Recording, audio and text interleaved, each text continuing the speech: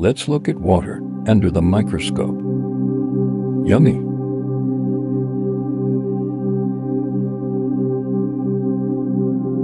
Let's see what we got.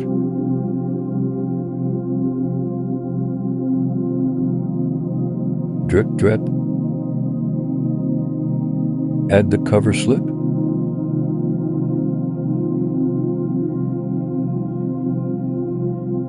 Let's look.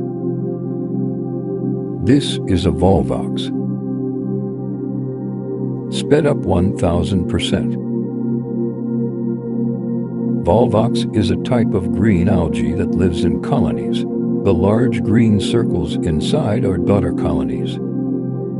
Some are at a further stage of development. Look how big the daughter colonies are above.